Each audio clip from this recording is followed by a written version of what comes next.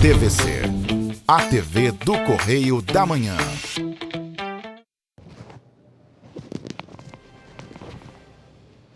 Direto dos estúdios da TV Correio da Manhã em Petrópolis, começa agora o Correio Petropolitano Debate desta segunda-feira. Hoje daremos destaque à saúde e meio ambiente. No Correio Político, PT dá carta branca no segundo turno em Petrópolis. O projeto muda a regra de visita de filhos de acusados de violência doméstica. E a previsão do tempo para a nossa região de cobertura. O diálogo com o objetivo de apontar medidas em prol do combate ao racismo ambiental e para a segurança.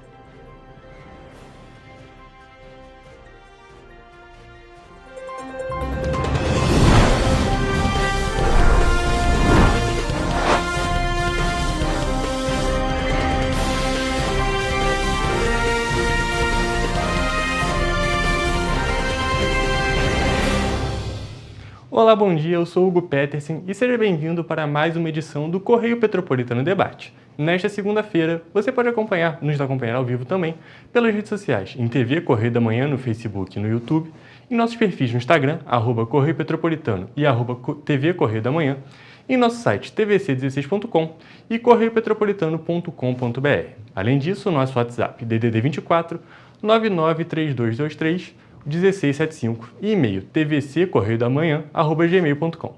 Estão disponíveis para você mandar sugestões de reportagens, inclusive com fotos e vídeos. Vamos agora ao Correio Político.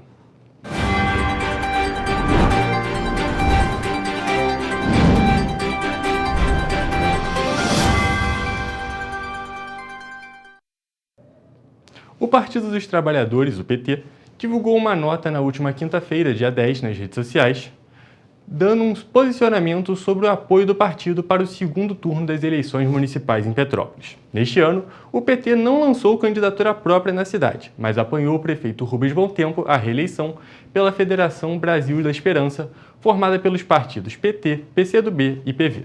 Dado o cenário do segundo turno, além de não apoiar o candidato do PP por questões ideológicas, o partido resolveu também não apoiar a candidatura do PSOL por causa de uma dívida deixada no partido, enquanto o candidato era presidente do Diretório Municipal. Você chegou a acompanhar também na semana passada o apoio de determinados candidatos. E assim a gente termina o Correio Político de hoje.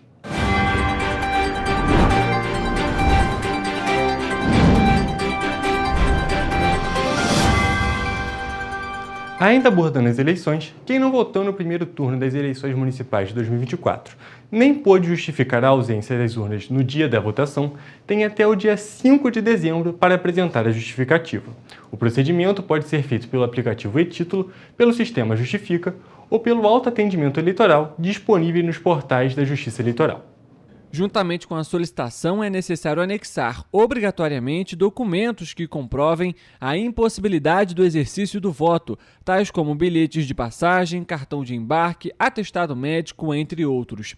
Se a eleitora ou o eleitor não tiver acesso às ferramentas da justificativa online, deve comparecer a qualquer cartório eleitoral ou à central de atendimento ao eleitor do Estado para apresentar o requerimento de forma presencial com os mesmos documentos. Quem estava na cidade onde vota e por algum motivo deixou de votar também deve apresentar a justificativa e os documentos que demonstrem a razão da ausência no primeiro turno.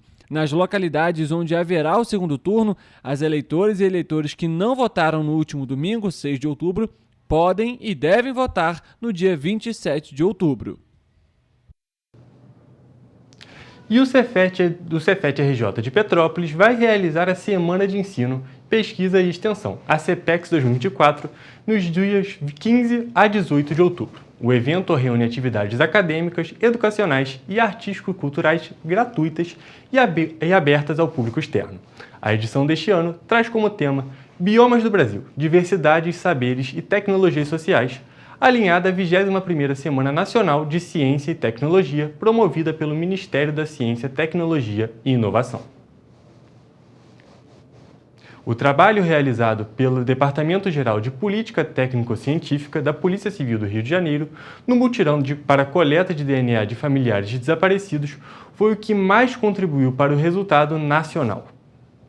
Das 1.645 amostras coletadas no país, 357 vieram do Rio, ou seja, 22% do total. Os dados foram divulgados pelo Ministério da Justiça e Segurança Pública, que coordenou a Semana de Mobilização Nacional de Identificação de Pessoas Desaparecidas. O mutirão, realizado entre o fim de agosto e o início de setembro, promoveu a coleta de material genético de familiares de desaparecidos para posterior cruzamento no Banco de Perfis Genéticos. No Rio de Janeiro, foram montados 11 postos de coleta, abrangendo todas as regiões do estado. Um dos locais foi a sede do Instituto de Pesquisa e Perícia em Genética Forense, que faz o processamento e análise de todas as amostras. A ação deu oportunidade para que pessoas que jamais tinham registrado o desaparecimento de familiares fizessem a comunicação formal às delegacias, responsáveis pelas investigações. Esta não é a primeira vez que a Polícia Civil do Rio tem o melhor desempenho. No mutirão de 2021, também foi do Rio de Janeiro a maior contribuição para fortalecer o Banco Nacional de Perfis Genéticos. Isso demonstra o comprometimento da instituição com a elucidação dos casos de desaparecimentos. O projeto de lei 2808 de 2024 torna a suspensão do direito de visita aos filhos menores a única medida de disposição do juiz contra pai acusado de violência doméstica e familiar. A proposta em análise na Câmara dos Deputados altera a Lei Maria da Penha. Pelo projeto, o pai só será liberado para ver os filhos após a equipe multidisciplinar atestar que ele não oferece risco de violência. Hoje, a lei permite ao juiz restringir ou suspender o direito de visita de pai agressor. A deputada Leda Borges, do PSDB de Goiás, autora do projeto, defende que a suspensão seja a única medida disponível. O projeto será analisado em caráter conclusivo nas comissões de defesa dos direitos da mulher, previdência, assistência social, infância, adolescência e família e Constituição e Justiça de Cidadania. Para virar lei, a proposta precisa ser aprovada pela Câmara e pelo Senado. E nós vamos agora à previsão do tempo com o nosso repórter Eric Portela.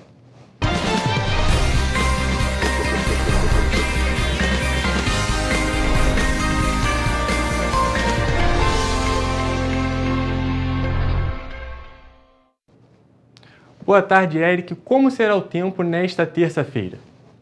Boa tarde, Hugo. Boa tarde para você aí de casa que está nos assistindo. Começamos mais uma previsão do tempo e para esta terça-feira não deve chover nas nossas cidades de cobertura.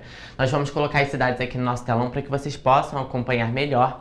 E olha só, em Nova Friburgo, o dia será de muitas nuvens no céu e ventos de intensidade fraca. Os termômetros vão marcar mínima de 10 e máxima de 25 graus. Em Teresópolis, o dia amanhece com sol e muitas nuvens no céu. Já na parte da tarde, o dia fica nublado, até a parte da noite. Os ventos estarão fracos e os termômetros voltam a subir, marcando mínima de 10 e máxima de 26 graus. Em Petrópolis, o sol também marca presença pela manhã. Já durante a tarde e noite, a grande quantidade de nuvens no céu se destaca, mantendo o tempo nublado. Os termômetros do município vão marcar mínima de 12 e máxima de 27 graus, como vocês podem acompanhar aqui no telão. Em Paraíba do Sul, também não chove, mas o dia estará nublado. Na parte da manhã, será com sol e muitas nuvens no céu. As temperaturas vão variar entre mínima de 15 e máxima de 29 graus. E para finalizar, em Três Rios, o dia também será de muitas nuvens no céu, ventos fracos e ligeira elevação na temperatura, marcando mínima de 16 e máxima de 30 graus. Também não chove no município. E olha, Hugo, a gente pode notar que apesar de haver possibilidade de chuva para esta terça-feira e a temperatura ser de elevação para algumas cidades, as mínimas dos municípios ainda marcam números mais baixos, causando aí possíveis mudanças mais drásticas no clima durante o dia, né? É verdade, Eric. Ou então a gente tem para amanhã essa previsãozinha, sempre se atentar a sair com um casaco por causa dessas temperaturas baixas e ficar de olho na temperatura, que pode ser que chova. Muito obrigado pelas informações, Eric. Eu que agradeço, Hugo.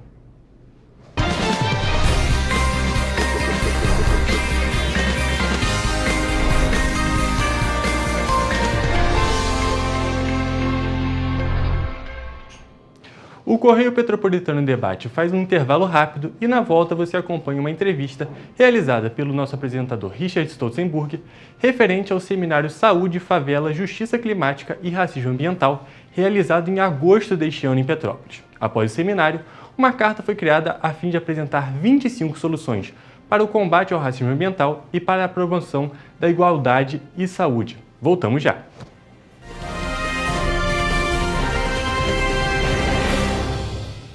Ensinar inglês na pré-adolescência exige diferentes estímulos no aluno. O curso Kids and Teens a Mais conta com professores especializados que abordam inglês de maneira lúdica e objetiva. Através de 4 módulos, conduzimos os alunos de 9 a 14 anos do nível básico para o avançado, oferecendo total segurança na hora de se comunicar e argumentar em inglês, inclusive ser capaz de realizar futuros exames de certificação. Na Minds English School, você aprende o inglês que te leva longe.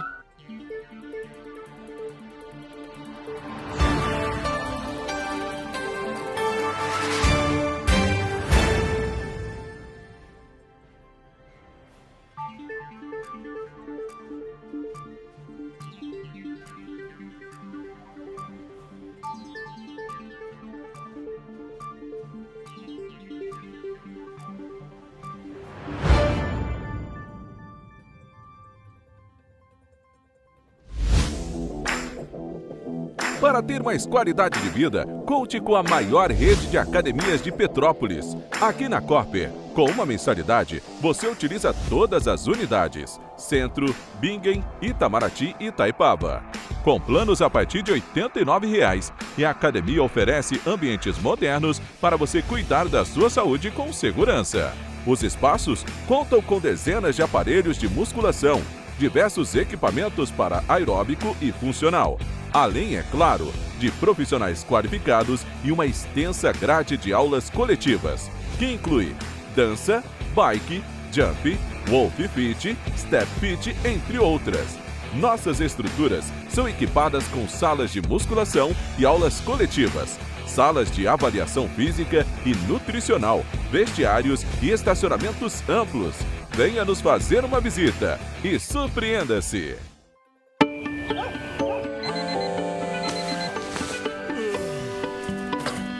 Meu pai é um cara muito corajoso. Ele luta contra o mal igualzinho um super-herói. Ele não usa capa, mas tem um uniforme muito legal e vários equipamentos especiais. Ele também tem super veículos e quando precisa, ele pode até voar. Meu pai me disse para não ter medo, que as coisas estão melhorando. E eu acredito no que ele me fala. É, e os resultados já estão aparecendo. Mas o governo do estado do Rio quer mais. Por isso, estão sendo investidos R$ 1 bilhão na nossa segurança, com ações em todas as regiões do estado. A gente não está aqui dizendo que a guerra contra o crime está ganha. Ainda tem muita coisa a ser feita. Mas aqui no Rio, os criminosos não vão ter vida fácil. Pode acreditar nisso. Governo do Estado do Rio de Janeiro.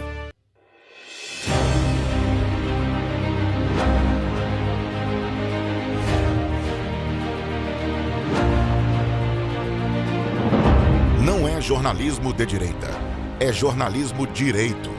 Correio Petropolitano. Tudo que seu jornal não deveria ter deixado de ser.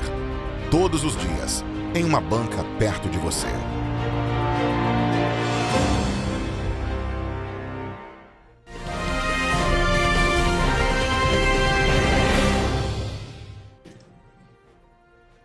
Dei início aqui a nossa entrevista, Richarles. Mais uma vez quero agradecer a sua disponibilidade para conversar de novo com a gente, né? Você que esteve presencialmente aqui na TV para falar um pouquinho sobre o seminário que foi realizado aqui em Petrópolis e que discutiu, né, saúde, favela, justiça climática e racismo ambiental. Antes da gente dar início efetivamente ao tema, queria que você se apresentasse novamente, por favor. Sim, é Richarles Martins, é pesquisador, coordenador executivo do Plano Integrado de Saúde nas Favelas no Rio de Janeiro. Maravilha, Richarles. Bom, vamos então dar início agora a esse nosso bate-papo. Foi um seminário realizado aqui em Petrópolis nos dias 26 e 27 de agosto. A gente está chegando aí a quase 2 meses, basicamente. E, inclusive, foi divulgada depois uma carta, né, com, digamos assim, um balanço, um resultado das ações que são necessárias para o município. Queria que você falasse discutidas e, obviamente, o que vocês apontaram aí de mais necessário. Muito obrigado, Richard. Eu agradeço muito a disponibilidade dessa devolutiva, né, de compartilhar com o conjunto da sociedade os encaminhamentos apresentados no encontro realizado nos dias 26 e 27 de agosto em Petrópolis. Esse encontro de abrangência estadual, ele produziu uma carta, a Carta de Petrópolis, que entre os seus principais encaminhamentos aponta que o racismo faz mal à saúde, que o racismo é um determinante da saúde, e como um determinante da saúde, ele também opera nos temas associados às injustiças climáticas, né? E essa talvez seja o primeiro grande postulado desse documento de Petrópolis, né? E que apresenta que para se garantir políticas públicas, né, que pensem em territórios saudáveis e sustentáveis, é fundamental garantir a incorporação dos sujeitos mais afetados, dos grupos populacionais afetados de maneira mais desproporcionais nessa agenda. Então, esses talvez sejam os grandes pilares desse documento advindo de Petrópolis, né? E apresenta 25 pontos, né, na construção de uma agenda estratégica. Esses pontos, eles versam desde a responsabilização do Estado, especialmente das autoridades sanitárias, né, para a construção de uma agenda coordenada que consiga, de forma antecipada, né, produzir diagnósticos socioambientais, né, integrados sobre as condições, né, estruturais das favelas, né, com participação ativa da sociedade, com o objetivo de mitigar, né, essas tragédias, esses efeitos ambientais nesses territórios, né. Outros pontos, né, dessa agenda, né, de ação é uma inserção que pensa a construção de um processo formativo e educacional, né? Que pense a agenda da educação ambiental nos territórios de favela, que associe uma ação, né, forte de promoção de líderes socioambientais em territórios de favela. Então, esses temas foram temas que estão muito presentes nessa agenda de trabalho construída em Petrópolis por esses 150 participantes no contexto desse seminário, né? Então, eu posso dizer, se eu tivesse que resumir, que essa agenda construída em Petrópolis, ela vai desde a responsabilização dos entes públicos, especialmente das autoridades sanitárias, para pensar a pauta específica dessa relação entre saúde, ambiente, desastres e favelas, como incorporar os sujeitos mais afetados, né, nessa dimensão, e também ações no campo da educação, de um processo formativo de educação e a produção de diagnósticos com muita ênfase na construção de estratégias pautadas na agroecologia. Isso também surgiu como uma ferramenta e insumos para a produção de tecnologias sociais. Então, é uma agenda muito abrangente, né, que tem uma direcionalidade de incidir sobre a COP30, né, trazendo a discussão, né, a conferência de mudanças climáticas da ONU, que vai acontecer no Brasil, em Belém do Pará, em novembro do ano que vem. E essa agenda, ela tem como objetivo contribuir para a visibilidade do tema das favelas e das periferias no interior das discussões sobre mudanças climáticas. Então, a gente entende que a nossa avaliação, que o encontro produziu com muita veemência uma agenda de trabalho, né, estratégica, né? Foi a primeira vez que nós realizamos uma atividade desse sentido em âmbito estadual, vinculando esses dois temas, que são dois temas centrais, né?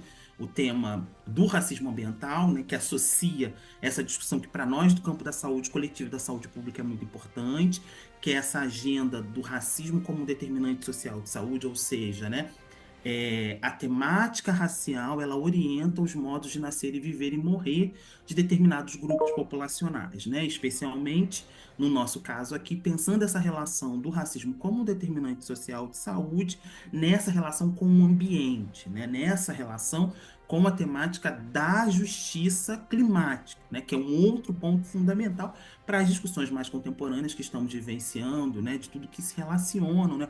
Aos efeitos dessa devastação ambiental, especialmente sobre populações mais vulnerabilizadas. Então, é a primeira vez que a gente reúne esses dois temas, em âmbito aqui no estado do Rio de Janeiro, para pensar a construção de uma agenda estratégica. Então, e a gente fez isso em Petrópolis, saiu com um documento muito frutífero que dá margem para entradas que vão desde o pensar as ações específicas de saúde, a pensar ações de educação, ações associadas ao meio ambiente, à assistência social, ao planejamento urbano e regional. Então, é uma agenda muito integrada, né?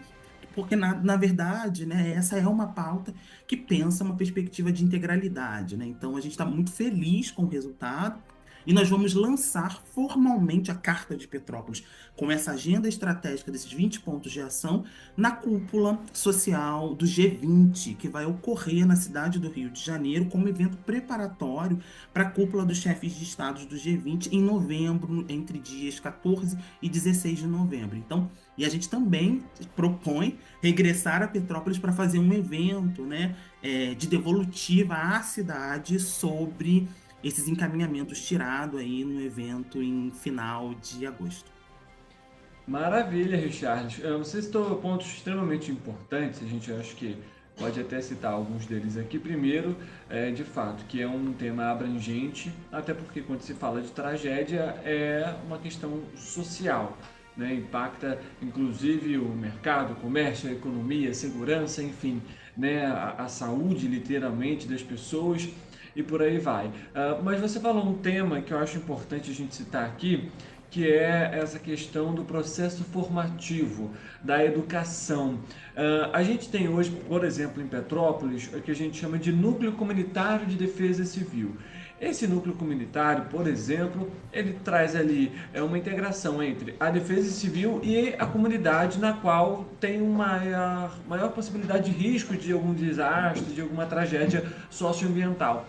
Quando a gente fala esse processo formativo, Richard, eu pergunto, ele pode ser, por exemplo, por meio de um núcleo comunitário de meio ambiente, ele pode ser um núcleo comunitário de saúde, pode ser ações dentro das escolas também. Como que você vê, por exemplo, esse processo formativo? Exato, né?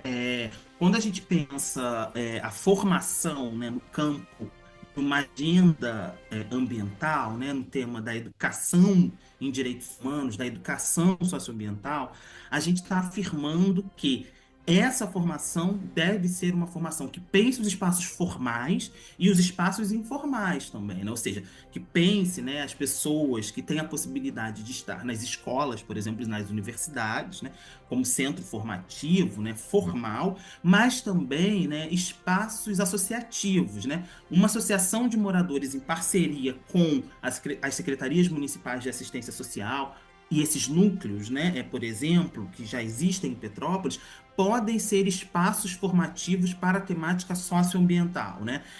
Um dos elementos que consta, né, nessa agenda estratégica da Carta de Petrópolis é a indução, o convite ao Estado brasileiro para pensar processos formativos em parceria com os sujeitos diretamente afetados, né?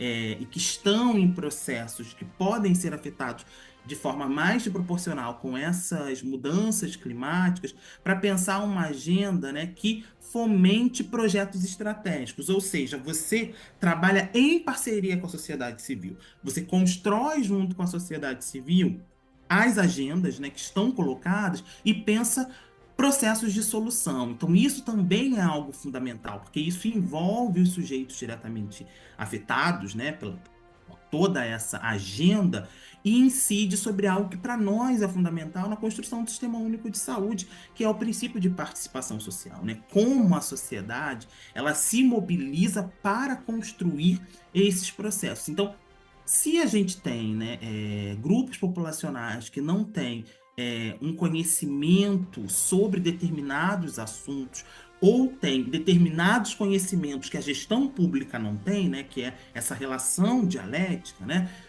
ninguém melhor para saber, né, as estratégias, né, dessas relações territoriais quem está inserido naqueles territórios.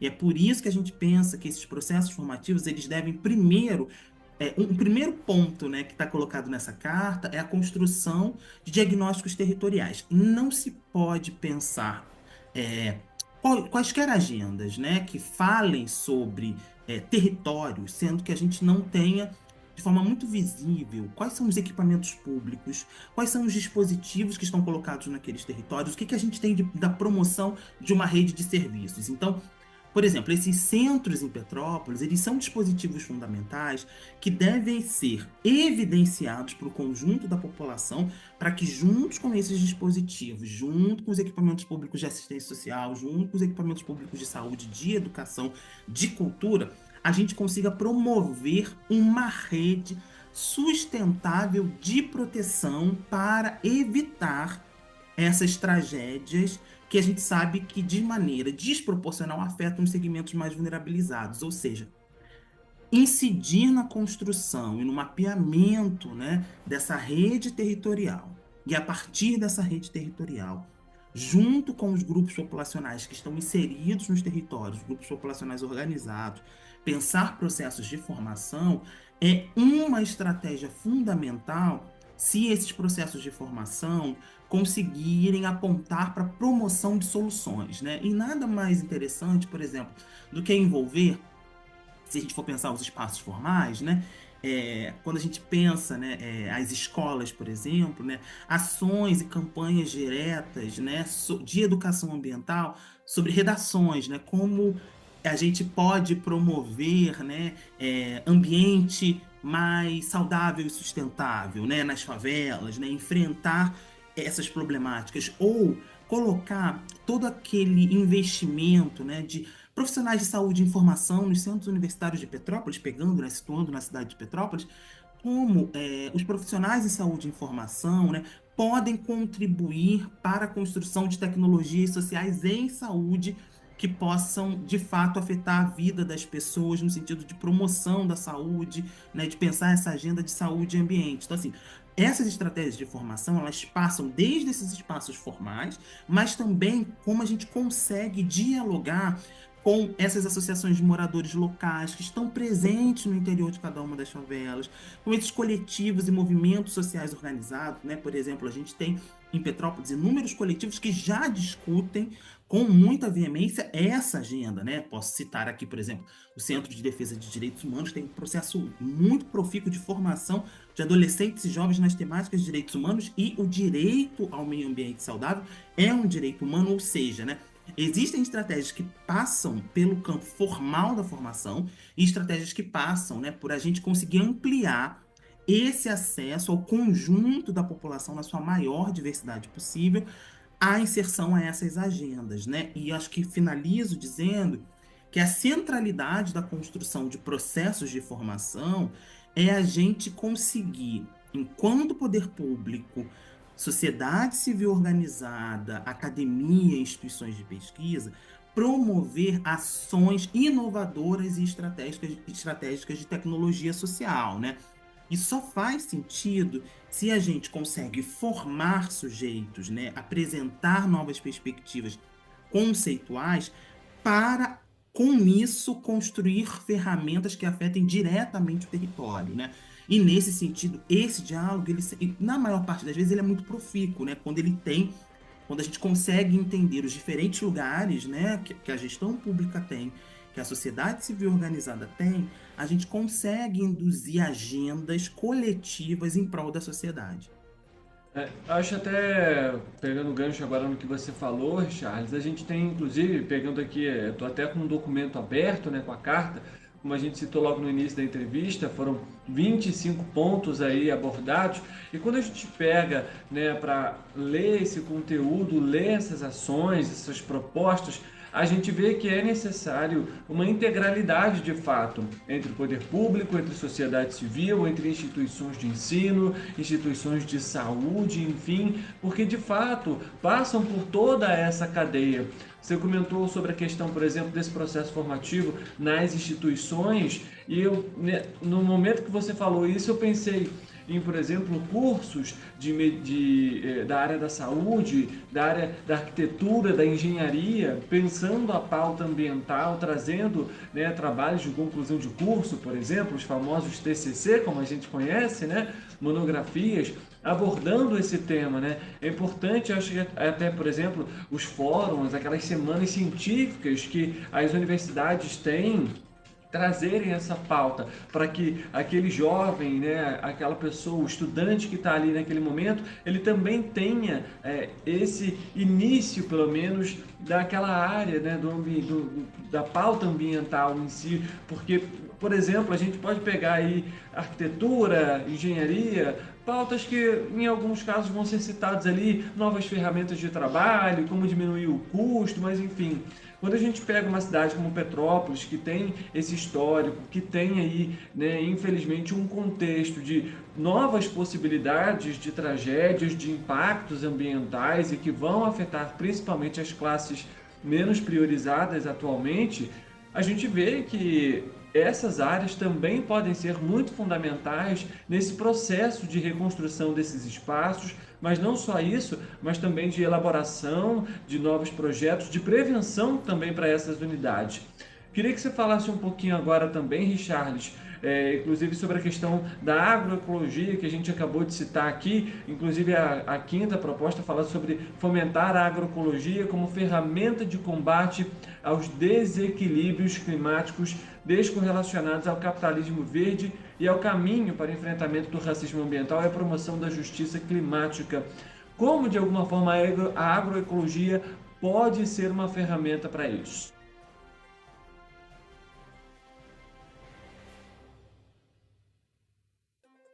O seu microfone está... Perdão, o seu microfone, Richarles. Obrigado, Richard. De um modo geral, o tema da agroecologia é um tema de princípio para a construção dessa agenda, né? O que nós percebemos com a construção desse documento, né? Porque esse documento ele foi produzido a partir dos insumos dos participantes, das participantes do seminário, né? E uma questão central para pensar o tema do racismo ambiental e da justiça climática é essa vinculação direta com a agroecologia, com as possibilidades de pensar um novo modelo de produção e consumo, né, associado à justiça social, né, que é a grande agenda da agroecologia. E as estratégias passam, por exemplo, pela promoção de hortas sustentáveis, né, como uma forma, né, de fomento à alimentação saudável e adequada e geração de renda e organização de um território, né, de um meio ambiente de maior equilíbrio. Então, assim, as ações, os exemplos, eles envolvem a agroecologia como uma forma, né, de garantia, né, de processos de justiça ambiental, de garantia de práticas associadas a um território ancestral, ou seja, práticas, né, que se relacionam, né, com experiências de grupos populacionais, né, historicamente organizados naquele território e que ao longo dos anos, né, vem se perdendo, e se relaciona diretamente com a promoção de um modelo de cuidado com o meio ambiente. Então, o conjunto dessas propostas, né, elas versam sobre a centralidade da agroecologia. No interior dos projetos do Plano Integrado de Saúde das Favelas no Rio de Janeiro, a gente tem aproximadamente quase 40% dos projetos que tem algum braço em ações de agroecologia, né, evidenciando, né, algo que talvez não seja muito visível, né, para o conjunto da sociedade, o quanto as favelas têm uma incidência na preservação ambiental, né? Quanto, né, a gente tem movimentos no interior das favelas que se preocupam diretamente com mitigar os efeitos, né, dessa devastação ambiental presente, especialmente, né, por esses movimentos, né, que degradam o meio ambiente. Então a gente tem um conjunto de experiências que versam sobre os mais variados exemplos, né? E eu acho que é interessante, né, para situar que o que é um central, né, na Carta de Petrópolis é a total vinculação de que não é possível pensar uma temática de justiça ambiental que não esteja vinculada diretamente com a pauta da agroecologia. Eu acho que essa é a centralidade. Não é à toa que esse ponto aparece, né, em alguns dos itens dessa agenda, mas esse ponto ele é central e estruturante na construção desse documento e do que foi o seminário, né? Assim como outros pontos que eu acho que talvez a gente fale menos, né, e que para mim merecem muito destaque, né?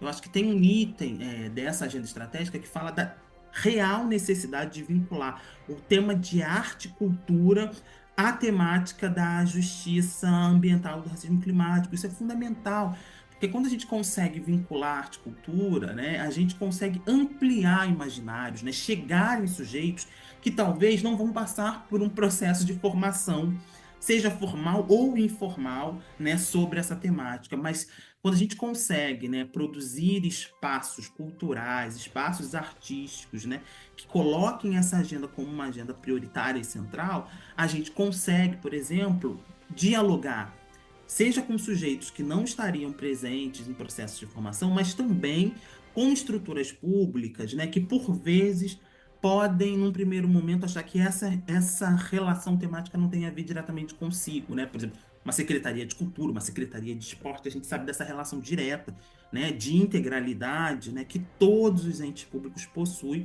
com estas agendas. Então, e nesse sentido, né, esses temas, né, possuem uma integralidade também com a temática da agroecologia. Perfeitamente.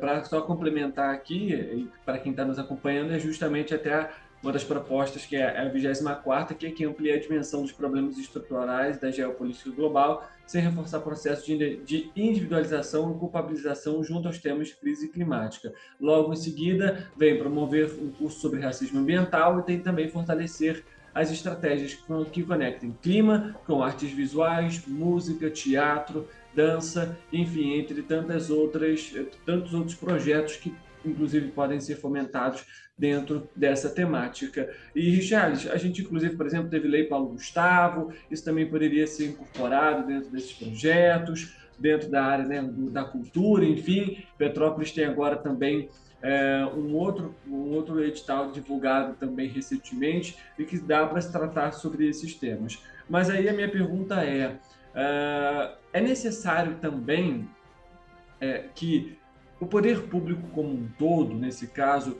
traga esses temas à tona?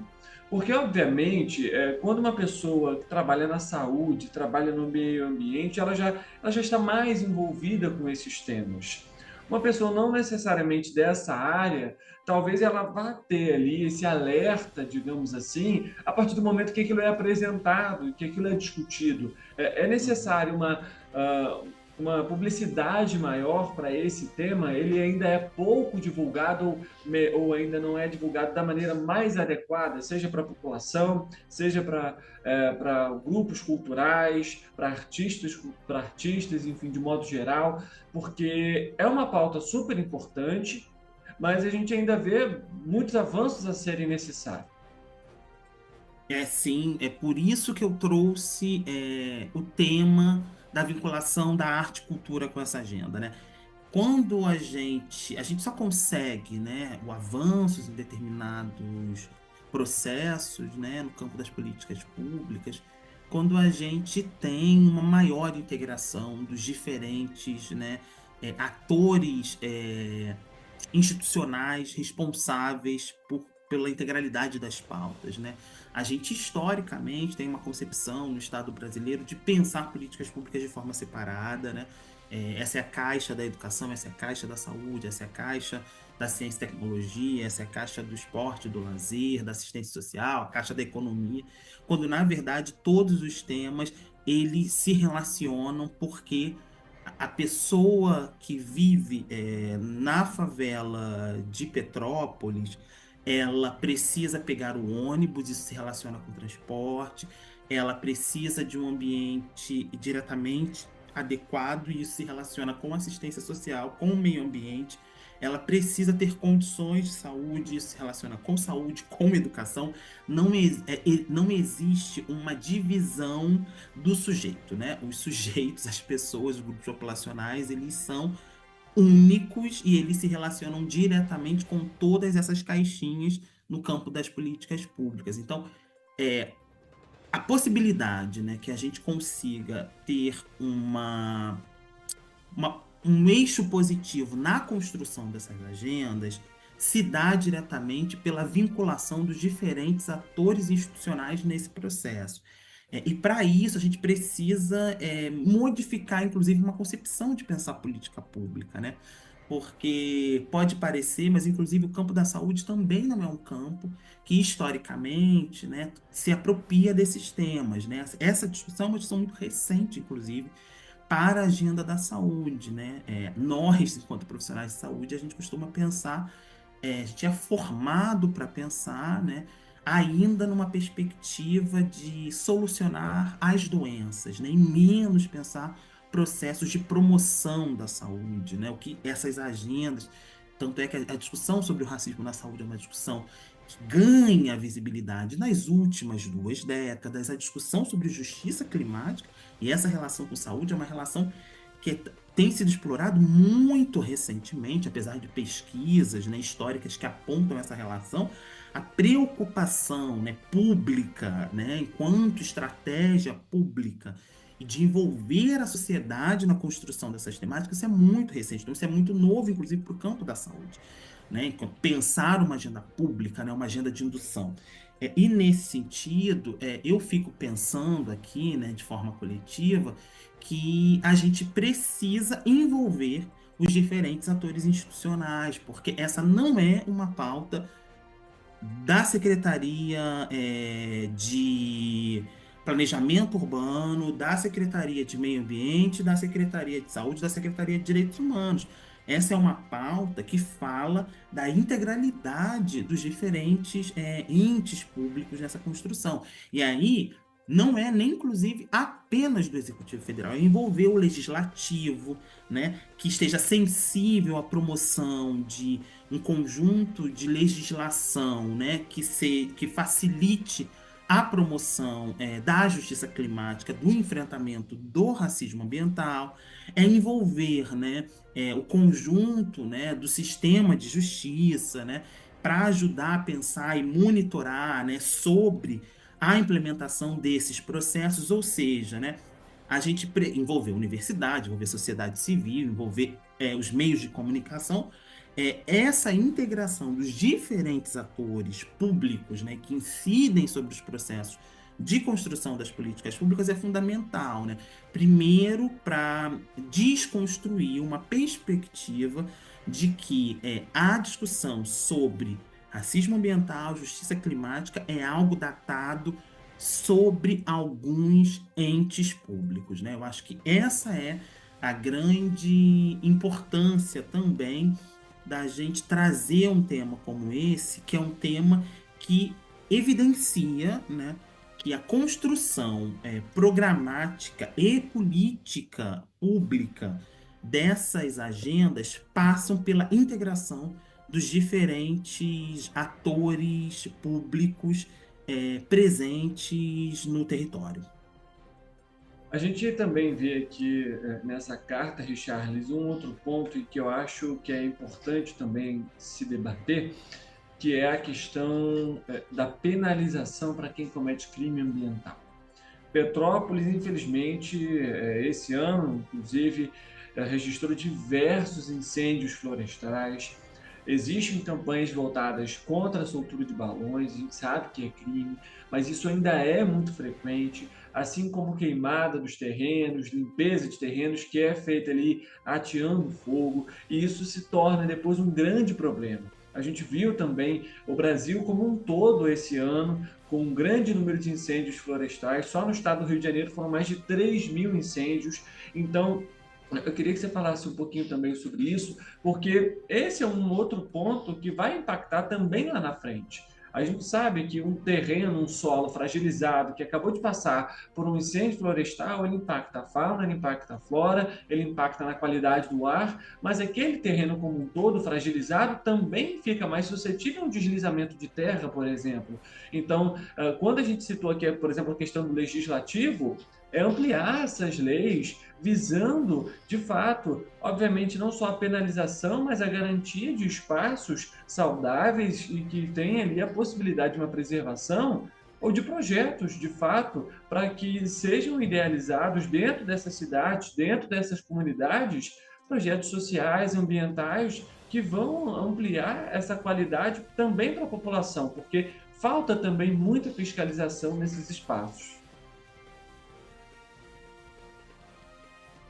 Sim, essa é uma agenda que está na ordem do dia, né? Especialmente pelo que nós estamos vivenciando no Brasil.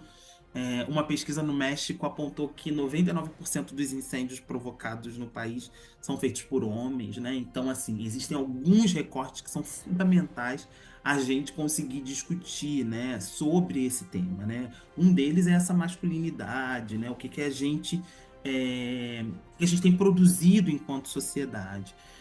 E me parece que é muito estratégico a gente conseguir separar, né, esses incêndios criminosos, né, que têm uma intencionalidade de operar mudanças no meio ambiente em prol do agronegócio, em prol de uma forma devastatória, né, de promoção, né, do capital, e outras práticas, né, que a gente precisa convencer, né, e formar um conjunto da sociedade de que, mesmo que tenha sido passado como uma possibilidade, né, de cultivo, de cuidado, que ela tem impactos ambientais muito perversos e que elas não podem ser realizadas, e que o Estado, que o poder público deve garantir condições para que um pequeno agricultor, né, que trabalha naquele espaço, no ciclo de não plantio, tenha condições adequadas, né, de manutenção. Então, assim, eu acho que essa discussão é uma discussão que me parece que a gente precisa conseguir separar, né, aquilo que é na ordem do criminoso, né, muito vigente, infelizmente muito visível, né, foi muito visível nos últimos meses no Brasil, né, e aquilo que está no campo, né, de práticas que são historicamente reproduzidas e que precisam de uma nova construção, né? E processos de desconstrução mais associados a uma temática ecologicamente correta, com a devida responsabilização do poder público, né? A perspectiva da gente ainda ter no nosso país, né, práticas como essa, dialogam diretamente com o baixo potencial democrático que nós temos, né? E o quanto nós ainda precisamos produzir, né, sujeitos e cidadãos com uma perspectiva de alinhamento socioambiental, né? Então, isso para mim é muito visível quando a gente consegue observar, né, o último cenário nacional. Não é possível, né, a gente produzir uma agenda de justiça climática com essas constantes violações ao meio ambiente e sem a devida fiscalização e responsabilização desses setores criminosos, né? Eu acho que uma enorme dificuldade da realidade nacional é também a construção dos órgãos de fiscalização sobre esse tema, né? Você não consegue, por exemplo, ter a efetiva vigilância e necessária vigilância se você tem um corpo, né, de técnicos limitados, sem os equipamentos necessários. Então, é toda uma cadeia de não sustentabilidade ambiental que passa, inclusive, pela enorme dificuldade, né, dos agentes de fiscalização e dos nossos entes de responsabilização, né? E aí uma perspectiva que me parece fundamental é que a gente responsabilize os sujeitos que historicamente fazem uso dessa prática de forma criminosa e que a gente consiga identificar, né, grupos populacionais que precisam de ações, seja de formação, de orientação, com responsabilidade do Estado, né, para que possam se manter naquele ambiente de forma ecologicamente saudável.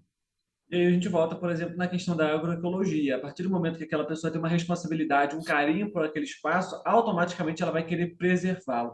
Mas, enfim, Charles, eu tenho menos de um minuto aqui para encerrar esse nosso bate-papo.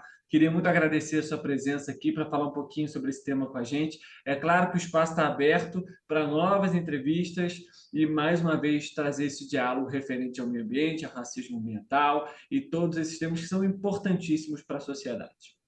Eu que agradeço, é uma alegria para nós do Plano Integrado de Saúde nas Favelas da Fiocruz poder novamente compartilhar essas proposições aqui e já convidamos.